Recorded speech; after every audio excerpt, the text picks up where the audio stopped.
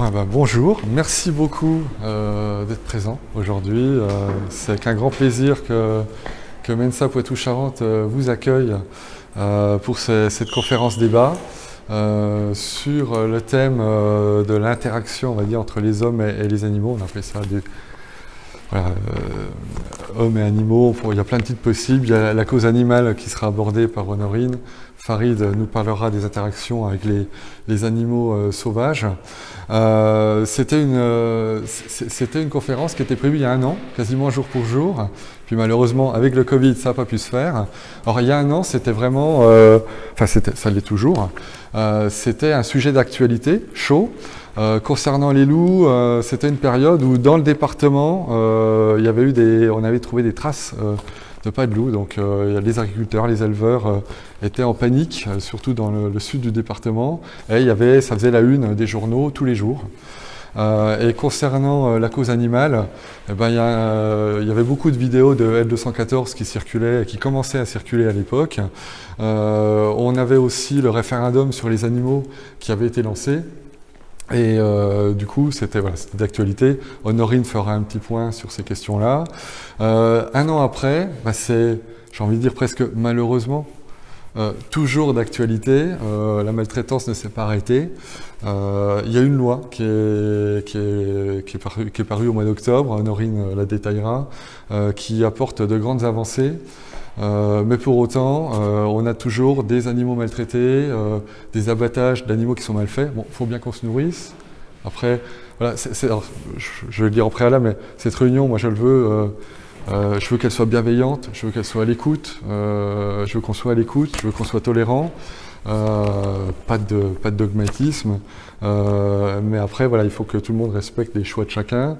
Je pense que l'important c'est d'être sensibilisé à certaines choses, à certains problèmes qu'il y a dans ce pays et dans le monde sur tout ce qui est maltraitance animale, être sensibilisé à toutes ces questions liées aux interactions avec les animaux sauvages, parce que on fait partie d'une chaîne et on est un élément du décor, hein, c'est tout. Je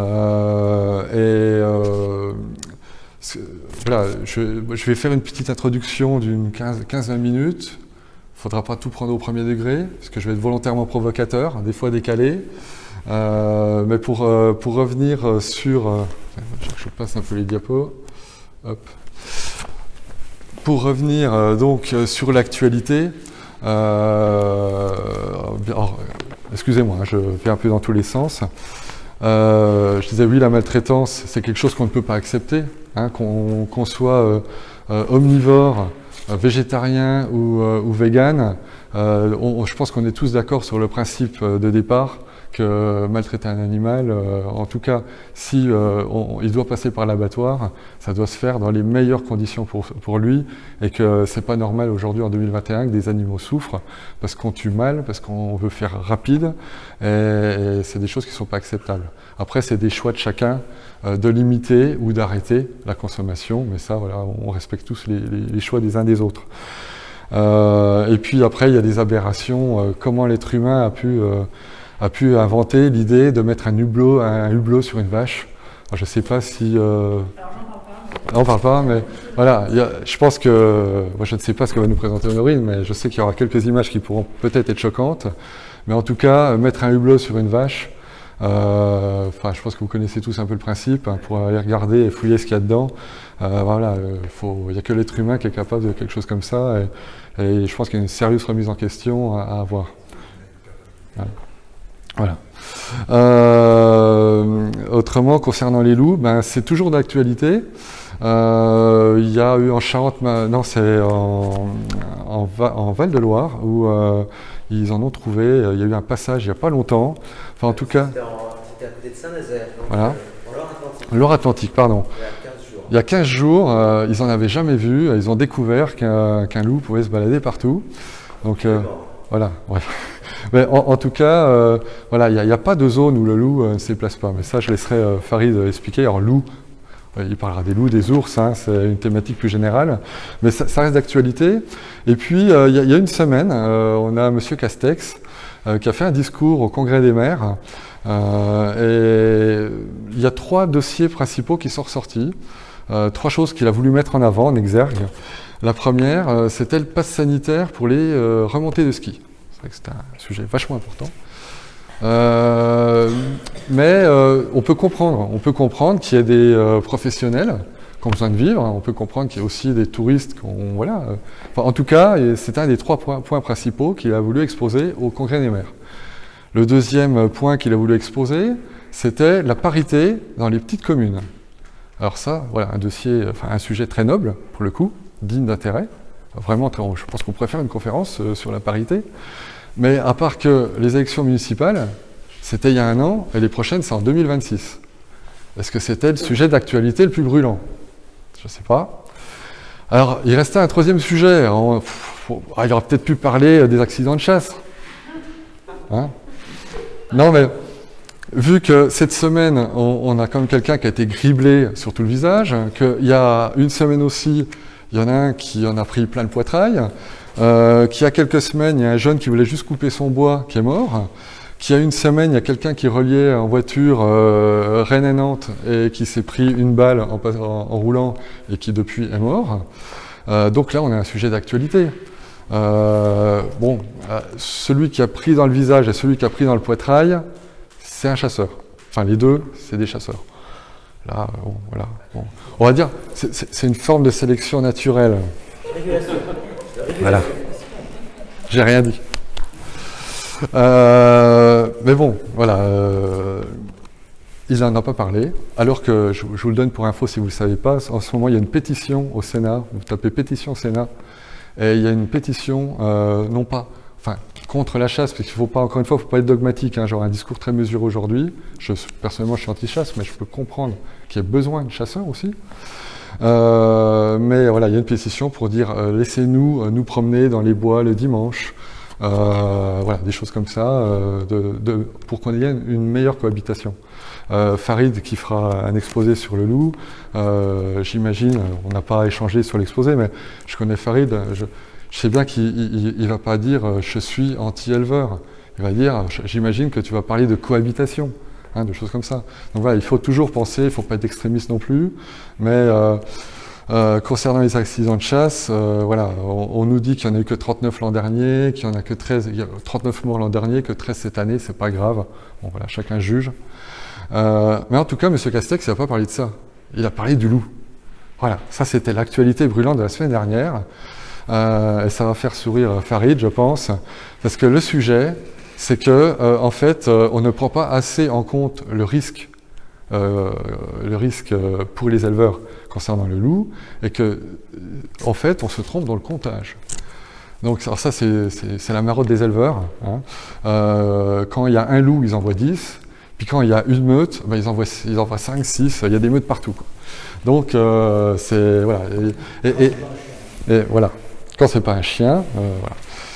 Donc, qu'est-ce que s'est dit le gouvernement? M. Castex a dit que c'était vraiment une question de première, de première importance. Il a dit je suis persuadé, après en avoir parlé avec les éleveurs, que c'est un problème de comptage. On ne sait pas compter les loups, on ne sait pas les répertorier, les compter. Donc, ils vont mettre en place un nouveau mode de comptage. Et voilà, il a annoncé ça il y a une semaine. Voilà où on en est au niveau de l'actualité. Donc voilà, on reste sur des sujets qui sont bien d'actualité. Donc là, je vais parler encore 15 minutes. On va être en pleine autocratie en fait. On ne débattra pas sur les 15 minutes. Voilà. C'est la règle. Non, sinon, avec tout ce que je vais vous dire là pendant 15 minutes, on pourrait ne pas faire commencer les deux intervenants avant 18h. Donc, s'il y a des choses qui ne vous plaisent pas, qui vous choquent ou qui vous interpellent dans ce que je dis, vous le gardez, vous le notez. Puis, quand les deux intervenants évoqueront les sujets, à ce moment-là, voilà. Mais moi, j'en rajouterai, hein. Voilà. Et puis, quand j'ai fait cette introduction, je voulais faire de l'actualité, puis en fait, je vais plutôt laisser Honorine et Farid en parler. Je me suis dit, qu'est-ce que je vais bien... Voilà. Heureusement qu'il y avait un jour férié, ça m'a permis de m'y préparer un peu. Donc voilà, ça, quand je me suis levé jeudi matin, c'était un peu mon cerveau en imaginant ce que j'allais dire, parce que c'est tellement transversal, tellement complexe, ces questions-là, parce que ça ne touche pas qu'aux animaux, ça touche bien entendu au réchauffement climatique, ça touche à tous les problèmes liés à l'agriculture, ça touche aux eaux pluviales, ça touche à plein de choses, hein, la biodiversité. C'est tellement complexe. Bon, ça c'est un peu une tête de HPI, hein. Je pense que tout le monde s'y retrouve un petit peu, hein, le bordel à organiser et à canaliser un petit peu.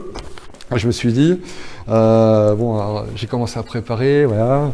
Au bout de 10 minutes, j'avais à peu près ça. Bon, maintenant, il faut qu'en 15 minutes, voilà. Je me suis dit, voilà, c'est le mur de ma tête et je vais essayer de vous mettre en exergue quelques mots-clés qui peuvent ensuite nous permettre, dans le cadre de cette conférence débat, de peut-être, je n'ai pas la prétention de vous faire réfléchir autrement, ce n'est pas le but, mais en tout cas de bien avoir ces notions-là en tête pour tous les points qu'on abordera. Et la première chose, bien entendu, comme on l'a dit, c'est qu'il faut avoir une vision systémique des choses. Tout est complexe et chaque problème n'est pas binaire. Et il faut toujours être modéré, je pense, dans la façon dont on voit les choses. Et je vais vous donner deux petites anecdotes, une qui est personnelle.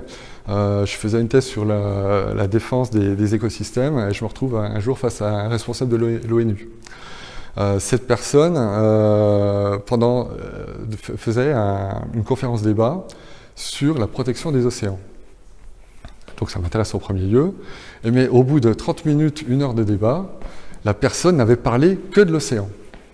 Jamais elle n'avait abordé, on avait parlé des poissons qui meurent, on avait parlé de la biodiversité qui chute, mais jamais on n'avait évoqué ce qui se passait sur Terre. On n'avait jamais évoqué que s'ils mouraient les poissons, c'est parce que l'océan se réchauffait, et que si l'océan se réchauffait, c'est peut-être parce qu'il se passait quelque chose sur Terre, parce qu'il y avait des plastiques qui arrivaient. Au bout d'une demi-heure, moi je lève la main et je me permets de dire, excusez-moi, mais tout est interdépendant. Vous ne parlez que de solutions propres à l'océan, mais ça ne peut pas marcher. Parce que si on ne traite pas ce qu'il y a en amont, voilà. Et il me regarde, il sourit, il regarde tout l'amphithéâtre, et il rigole et dit « Monsieur veut sauver le monde ». Question suivante. Monsieur veut sauver le monde. Et il rigole. Question suivante. Et il m'a laissé en PLS.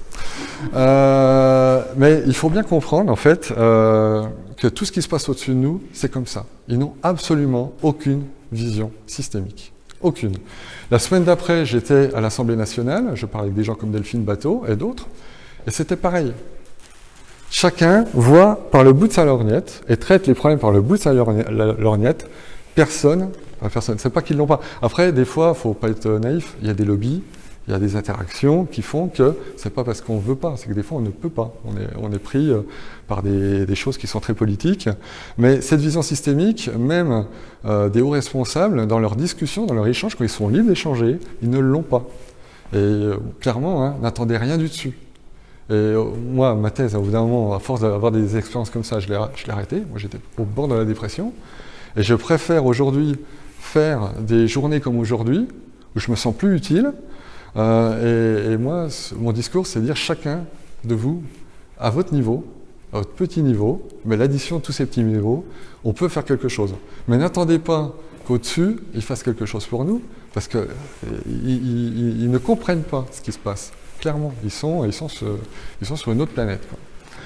La complexité, comment on peut traduire la complexité? Je vais vous donner un exemple. Les œufs de poule. Honorine en parlera, peut-être. On a des élevages en batterie, des élevages dans des cages, dans des conditions qui sont inadmissibles, inhumaines. Et donc, on ne peut que vous conseiller d'acheter des œufs où vous avez votre propre poulailler, ou vous achetez des œufs de catégorie 0 ou 1. Ça veut dire qu'ils sont élevés en plein air. Donc ça, c'est qu'on voit les choses de façon binaire. Maintenant, c'est quoi la complexité? La complexité, en fait, c'est que dans la plupart des élevages qui sont mis aux normes, ils n'ont pas pensé que les poules, elles ont besoin d'ombre. Donc, ils ont ouvert les hangars, ils ont mis des hectares de terrain pour toutes ces poules, et puis, des fois, il y a un arbre. Et qu'est-ce qui se passe? Eh bien, comme les poules, elles n'ont pas d'endroit, il faudrait que tous les 5-10 mètres, il y ait un peu d'ombre, de façon à ce qu'elles y aillent par étapes. Comme elles sont face à des terrains en plein soleil, elles restent ou dans le hangar, ou agglutinée contre le hangar, mais elle reste agglutinée. Donc voilà, poule élevée en plein air ne veut pas dire poule élevée dans de bonnes conditions. Mais là, c'est elles-mêmes qui s'interdisent. Voilà. Après, il faut aussi que les gens donnent de l'ombre. Donc, il faut planter des arbres. Voilà. Donc, les choses sont plus complexes. Voilà. Et puis, je pense qu'une fois qu'on a parlé de vision systémique et complexité, je pense que automatiquement, ce qui vient derrière, c'est la modestie. C'est-à-dire que là, on a 2 spécialistes qui vont parler. Je suis voilà, très modeste par rapport à eux. Mais je pense que quoi qu'on aborde, il faut l'aborder avec une grande modestie, un esprit critique, et puis surtout, pas de dogmatisme. Déjà, la modestie, parce qu'on est très contradictoires tous dans nos pratiques. Moi, j'ai pas la prétention d'être... j'ai l'esprit écolo, mais j'ai pas la prétention. Je roule avec un véhicule diesel, c'est pas bien. Voilà, il y a plein de choses que je fais tous les jours qui ne sont pas bien, mais déjà en avoir conscience, c'est déjà une première étape.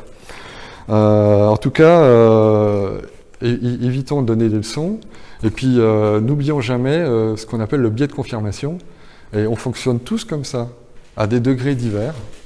Mais le biais de confirmation, pour ceux qui, enfin j'imagine que vous connaissez tous à peu près ce que c'est, le biais de confirmation, c'est en fait quand on a besoin d'avoir une information, on va toujours chercher l'information dans le sens de ce que l'on croit.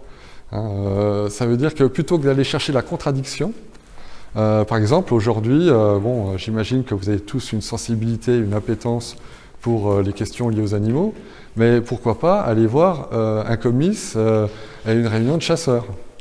Par exemple. Pourquoi pas échanger avec des gens qui pensent complètement différemment de nous. Mais ça, c'est un effort à faire aussi. Mais il faut casser ce biais de confirmation. Parce qu'en fait, très souvent, on ne va que enchérir sur ce qu'on sait déjà et confirmer ce qu'on a envie d'entendre être confirmé. Donc ça, il faut lutter contre ça au quotidien, mais c'est valable pour tout. Il nous invite à aller tous à des réunions de chasseurs en sortant d'ici. Mais je pense qu'il faut être ouvert, faut écouter les gens. Et par exemple, pas forcément des réunions, mais au moins lire des revues. Lire des revues de chasseurs, lire des revues de responsables de bâtiments, d'abattoirs. Moi, je suis déjà allé visiter un abattoir. Voilà, c'est enrichissant, faut le faire. Enfin, après, voilà, c'est juste, c'est pas vous dire faut aller faire, c'est juste dire attention à ce biais de confirmation qui dicte nos vies au quotidien. En fait, on passe tout le temps par ce biais. Et puis, pas de dogmatisme, attention à la culpabilisation. Je veux dire, chacun fait comme il peut, comme il veut, mais aussi comme il peut. On peut pas toujours... voilà, moi j'aimerais bien avoir une voiture électrique. Aujourd'hui, j'en ai pas les moyens. Le jour où j'aurai les moyens, je passerai à l'électrique. Et puis, surtout le problème, c'est qu'à force de culpabiliser les gens, notamment dans le domaine environnemental, on perd beaucoup de personnes. Aujourd'hui, il y a des combats qui sont, déjà le combat est un peu fort, mais il y a une urgence, notamment climatique, et ça a un lien directement avec les animaux, mais à force d'avoir des gens qui nous culpabilisent, à force d'avoir des gens qui voudraient qu'on change tout du jour au lendemain, on perd beaucoup de personnes qui seraient prêts à faire des efforts, mais pour qui la montagne paraît beaucoup trop grande. Et il faut avoir un discours qui soit acceptable, il faut avoir un discours, c'est ma façon de voir les choses, je pense qu'il faut sensibiliser, faire de la pédagogie, mais il ne faut pas non plus amener les gens sur quelque chose. Dire aux gens du jour au lendemain, faut plus manger de viande du jour au lendemain, ou faut plus prendre la voiture, faut faire que du vélo. Moi, je vous invite à voir les véhicules des élus qui veulent vous mettre sur des pistes cyclables. Regardez les beaux SUV qu'ont certains élus qui vous font la leçon toute la semaine pour vous dire il faut aller sur des pistes cyclables et qui n'y vont jamais. Donc voilà, pas de dogmatisme et donc un esprit critique et de l'objectivité. Moi je suis adhérent WWF, ça ne veut pas dire que je suis d'accord avec ce que fait tout le temps le WWF. Je cotise parce que je pense que globalement ils sont dans le vrai, mais je ne suis pas d'accord avec toutes leurs actions. Et puis, en termes de dogmatisme, en termes de manque d'esprit critique, en ce moment, vous avez toutes les lois zéro artificialisation nette, excusez-moi, les lois climat, où pour sauver des terres agricoles, c'est bien, il faut sauver des terres agricoles, mais attention, si ça doit se faire aux dépens d'espaces boisés classés, hein, si c'est ne pas mettre une route sur une terre agricole alors qu'aujourd'hui on réfléchit à manger moins de viande. Hein, les terres agricoles servent aussi beaucoup à nourrir des animaux au final. Donc on veut préserver les terres agricoles alors que ce n'est pas forcément nécessaire, surtout qu'il y a beaucoup de sols qui sont complètement morts, où il n'y a plus aucune biodiversité dessous, hein, il n'y a plus un seul lombric. Et puis à côté de ça, pour pouvoir les sauver, on va accepter des grands projets structurants dans des espaces boisés classés, alors qu'aujourd'hui, c'est mon avis, je pense qu'on a beaucoup plus besoin d'arbres, qui est au centre de tout, de la biodiversité, de la santé des êtres humains, parce que le cadre de vie qui est préservé, les arbres qui sont préservés, qui sont plantés, c'est votre santé qui en bénéficie immédiatement. Et aujourd'hui, on préfère couper des arbres et mettre des routes là où il y a des espaces boisés classés, alors qu'à côté, on a des surfaces agricoles qui pourraient être optimisées, réfléchies. Donc voilà, en tout cas, il y a un débat. Puis voilà, le fait de vouloir toujours, hein, dans l'esprit critique, le dogmatisme, vouloir remplacer, il y a des gens qui pensent qu'on va pouvoir mettre tout le monde sur des vélos et qu'il n'y aura plus de voitures. À part qu'il y a des personnes âgées, il y a des personnes handicapées, il y a des enfants. Voilà. Alors je vous parle pas d'animaux, hein, mais tout est lié. Hein. Tout est lié et il y a des interactions dans tous les domaines.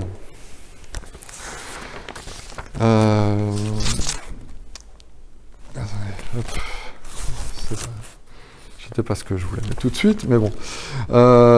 Et je pense que le principal mot, encore une fois, c'est mon avis, je vous demande pas de le partager forcément. Je pense que le mot-clé pour moi, c'est l'équilibre. Il faut que, quelles que soient les actions, quels que soient les débats qu'on peut avoir, toujours avoir cette notion d'équilibre qui est important. Je vous prends l'exemple du hérisson. Le hérisson, espèce protégée, il y en a quasiment plus. Hein, il doit y avoir 10% de la population qui reste, il faut les protéger. Mais attention au dogmatisme qui consiste à vouloir les protéger à tout prix. Moi, je suis responsable, enfin, je travaille en commune, je travaille sur des chantiers, des gros dossiers structurants. Et moi, juste sur le mois d'octobre, on m'a opposé 3 fois le hérisson à n'importe quel projet. Ça veut dire, il y a un moment, il faut trouver un équilibre. Moi, j'ai des dames qui rentrent le soir du travail, qui ont besoin d'avoir un éclairage pour se sentir en sécurité, ne pas être agressées. Et quand on veut mettre un candélabre, on nous dit « Ah non, pensez au hérisson ». Voilà, j'ai fait quelques réunions publiques là, où à chaque fois, on me parle du hérisson. Donc moi, j'adore les hérissons, mais il y a un moment, stop le hérisson. Je veux dire, c'est un équilibre à trouver entre la sécurité de la dame qui rentre chez elle, et la pauvre petite bestiole qui aimerait pouvoir traverser tranquillement la route. Et voilà, encore une fois, hein, on cohabite. Et puis après, l'équilibre, il est de 2 ordres. L'équilibre, il est personnel, et puis à l'intérêt général. Alors, pour moi, l'équilibre personnel, je relie un peu à une forme d'égoïsme, et puis l'équilibre global, l'intérêt général, ça veut dire, ok, je suis prêt à faire quelques sacrifices sur mon confort personnel, mais ça bénéficie à tout le monde. Et d'ailleurs, l'équilibre, une voiture électrique, voilà, on a Antoine qui est le premier, t'étais le premier à avoir une voiture électrique en Charente. T'es un exemple, hein. T'es un exemple, ouais, mais voilà. Aujourd'hui, on essaie de passer à l'électrique ou en hybride, mais la voiture électrique, on est en train de s'apercevoir qu'en termes de batterie, c'est pas l'idéal non plus. Voilà. Ah. Non, mais donc il n'y a pas de solution idéale. Alors quel est l'équilibre? Qu'est-ce qu'il faut exactement? Il y a la question des centrales nucléaires qu'on va développer. Là, le président a annoncé qu'il fallait développer plein de centrales nucléaires. Parce que, oui, on fait de l'électrique, donc il faut bien du courant. Voilà, c'est où l'équilibre? Alors après, l'électricité, il n'y a pas que les centrales qu'on fournisse. Il y a l'éolien aussi. Mais je peux vous dire que dans la région Aquitaine, l'éolien, c'est compliqué. Après, il y a l'éolien marin. Mais l'éolien marin, moi je suis très favorable à l'éolien marin, mais l'éolien marin, il y a quelques mouettes qui vont y passer. Et puis au niveau de la biodiversité, sous la zone qui est sous le parc, aujourd'hui on n'a pas vraiment de recul. Et donc voilà, il est où l'équilibre? On chasse pour réguler. Ah, la chasse, on va revenir sur la chasse. Moi, je ne suis pas un grand fan des chasseurs, mais il y a un moment, il faut être objectif. Il faut bien réguler aussi les populations. J'appelle ça un mal nécessaire. Après, on n'est pas obligé de suivre mon avis, mais il y a un moment, moi-même, j'ai appuyé sur le bouton « battue administrative ». La dernière battue qui a été faite, moi j'habite dans un bois, on a une dizaine de maisons, la dernière battue, il y avait 31 sangliers. Et quand ils arrivent, quand j'en ai 8-9 dans l'aire de jeu des gamins, il y a un moment, j'appelle le louvetier, qui sont des gens très très bien, les louvetiers généralement, et on fait une battue. Ça, c'est de la régulation. Ce qui est plus gênant, parce que c'est plus complexe que ça, c'est que en fait, 47% des animaux qui sont chassés aujourd'hui sont des animaux d'élevage. 47%. Et dans ces animaux d'élevage, il y a le sanglier qui détruisent. Ils les mettent. Il y a des agriculteurs, chasseurs qui mettent des sangliers d'élevage et qui ensuite vont faire une battue parce qu'ils mangent les champs. Alors encore une fois, c'est pas tous. Hein. Oui, mais il ne faut pas généraliser. Faire attention. Mais ce que je veux dire, c'est complexe. Non mais ça existe. Et le problème, c'est que ces sangliers-là, quand ils viennent vous voir pour être caressés. Ils viennent vous voir pour qu'on leur donne à manger. Et vous avez des amoureux de la nature qui tirent à 1 mètre du sanglier qui le regarde comme ça. Voilà. Après, chacun se fait son opinion. Mais voilà, on a quand même c'est important ce chiffre, 47% des animaux qui sont chassés, qui sont des animaux d'élevage. Donc, où est la régulation? Alors, le discours jusqu'à cette semaine, le discours officiel, c'était de dire nous sommes des amoureux de la nature, nous participons à l'équilibre, nous respectons la biodiversité, enfin voilà, c'était un discours très pro-nature. On est les premiers acteurs de la biodiversité, et ça c'était jusqu'à cette semaine. Et ils nous disaient, on fait de la régulation, c'était le mot-clé.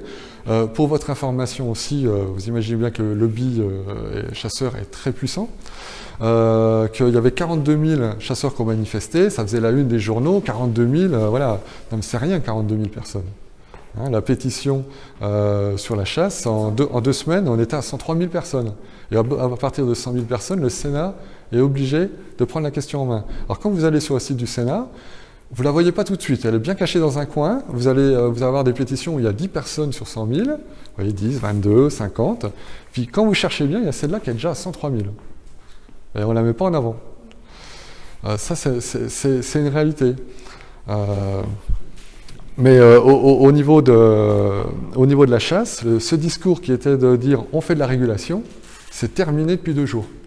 Le président de la Fédération de chasse français, dans une interview il y a 2 jours, a dit mais moi la régulation, j'en ai rien à cirer. Moi, c'est le plaisir de tirer. Voilà. Maintenant, c'est clair. On le savait, mais au moins c'est dit. Et puis, pour parler d'équilibre et de déséquilibre, hein, le déséquilibre, de toute façon, l'être humain, du moment qu'il a posé son arc pour prendre une arme à feu, le déséquilibre, il était là. C'était terminé. Avant, l'animal avait une chance de s'en sortir. Hein. Il pouvait fuir, on pouvait se louper, il pouvait charger. Du moment qu'on a eu des armes à feu, on a participé à ce déséquilibre. Donc on est vraiment clairement responsable de la situation d'aujourd'hui. Puis après, il faut parler de la production agricole. Les éleveurs, ils élèvent des animaux pour nous nourrir. Mais pas que pour nous nourrir nous, pour aussi nourrir des animaux. Voilà. On parlera des quantités de viande qu'on peut ingérer tous les jours. Il y a peut-être un effort à faire là-dessus. On n'a peut-être pas besoin d'autant de surface consacrée à l'élevage des animaux, pour élever d'autres animaux et pour faire des croquettes aussi. Parce que le meilleur ami de l'homme, le chat, le chien, ça mange des croquettes. Et les croquettes, elles sont faites avec quoi? hein, avec les restants d'animaux et autres, mais voilà, faut bien comprendre qu'on est très contradictoire entre ce qu'on pense et notre mode de consommation. Et du coup, je voudrais vous présenter mes 2 chats. Alors, je vais parler sous le contrôle de Norine. Ces 2 chats qui étaient abandonnés. C'est-à-dire, le premier, moi j'étais notamment responsable d'un camping, il a été abandonné dans un carton au camping, et je l'ai récupéré, et je l'ai adopté, bien. Je l'ai fait vacciner, je l'ai stérilisé, bien. Bon. Le deuxième, c'était il y a 1 an, on nous le dépose à la mairie, quasi mort. Il était donné pour mort, il ne tenait plus sur ses pattes, il était dans un état cadavérique. Et puis personne n'y croyait, puis je dis non, moi je peux pas. Donc déjà je le chauffe. Là c'est un sauvetage qui a failli coûter plusieurs millions d'euros, parce que j'ai failli mettre le feu à la mairie. Le radiateur a cramé, on venait de faire 1 million d'euros de travaux et tout a failli partir en fumée, juste parce que j'avais mis trop fort le chauffage et que j'ai essayé vraiment de le sauver, quoi. Il grelottait tellement. Bon, vous voyez, il est en pleine forme. J'y suis arrivé. Mais, vous voyez, ils ont une bonne bouille. Ben là, madame l'avocate de la défense, moi je vais faire le procureur, vous allez les jurés, messieurs les jurés, coupables, ce sont des tueurs en série, redoutables, ce sont des chasseurs, avec leur petite bouille là. Coupables de faire, à eux deux, quelques milliers de souris, quelques centaines d'oiseaux, quelques taupes. Ça, par contre, les chats pour les taupes, je vous conseille, il n'y a rien de mieux. Mais coupables de maltraiter les animaux qu'ils chassent, de jouer de façon sadique avec eux avant de les tuer, ou pire, de ne pas les tuer, les laisser agoniser. Coupables de me les offrir tous les matins devant ma porte en cadeau, pour me faire plaisir. Alors moi j'adore les rongeurs. Donc le matin j'arrive, ah merci.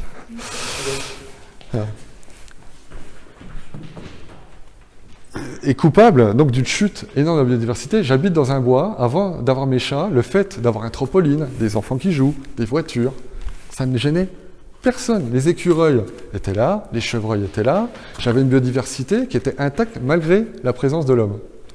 Les chevreuils se baladaient entre les voitures, il n'y avait pas de souci.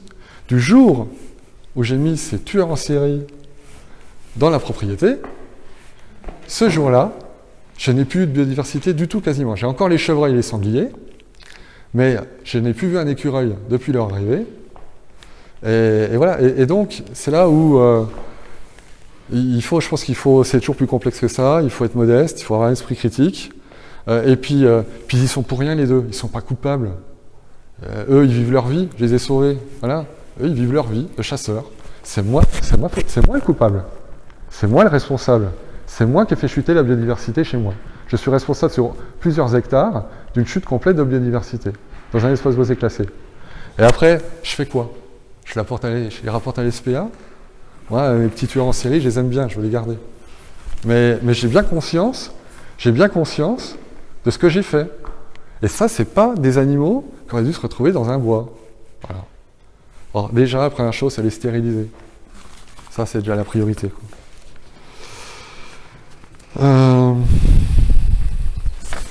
J'ai bientôt fini, hein, je vous rassure. Un autre exemple aussi qui va faire la transition avec l'intervention très bientôt de Farid. C'est une expérience on réintroduit les loups dans des parcs. Et il y a une étude qui a été faite sur plusieurs dizaines d'années dans un parc américain, dont le nom m'échappe, je ne sais pas si tu t'en souviens. C'est Yellowstone. En France, c'est pas une introduction, ils sont revenus tout seuls. Voilà. Yellowstone, ils ont remis des loups et la biodiversité et le parc a retrouvé en fait son aspect d'antan. Ça veut dire les arbres ont repoussé à nous. Le fait d'avoir remis les loups qui avaient été éliminés a redonné ses droits à la nature, parce que les loups, ils ont un rôle de régulateur. C'est un équilibre. C'est une question d'équilibre. Hein. Et le fait d'aller chasser les cervidés qui mangeaient les arbres on a eu moins de cervidés, les arbres ont pu pousser, on a eu plus de biodiversité et on a retrouvé un équilibre. Comme quoi le loup n'était pas un problème. Le loup, il faisait partie de cette chaîne alimentaire, il faisait partie de cet équilibre. Et voilà, en tout cas, il a fallu 10-20 ans pour s'en rendre compte. Mais aujourd'hui, je laisserai Farid échanger sur le loup, mais on a tous un rôle. On a tous un rôle. Je pense que le jour où l'être humain ne sera plus là, ça n'empêchera pas la Terre de tourner. On a vu avec le Covid, en 2-3 mois de confinement, tout voilà. Par contre, le jour où il n'y aura plus de fourmis, le jour où il n'y aura plus d'abeilles, le jour où il n'y aura plus de lombriques, là, ce sera terminé.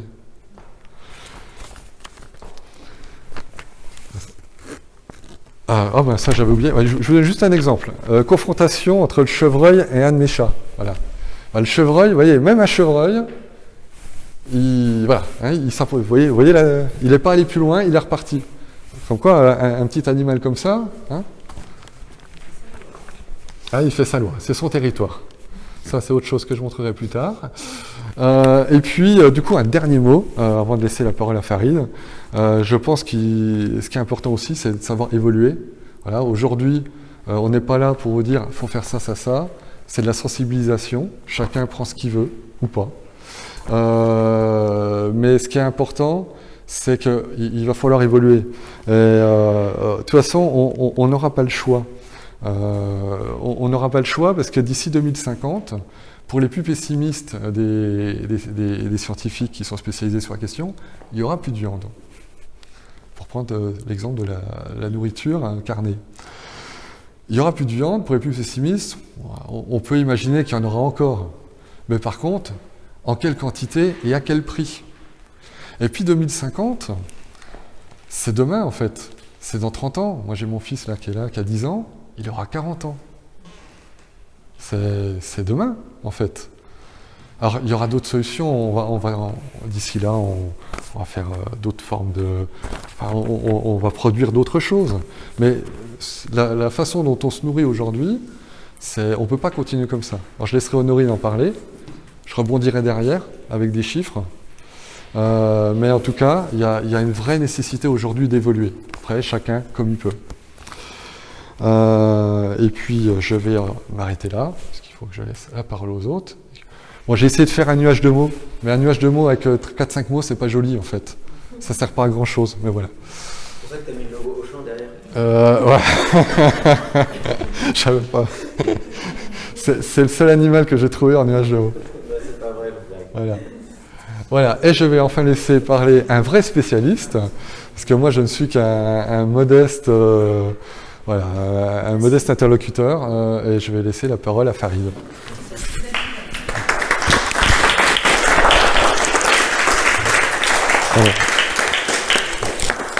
Alors, modeste...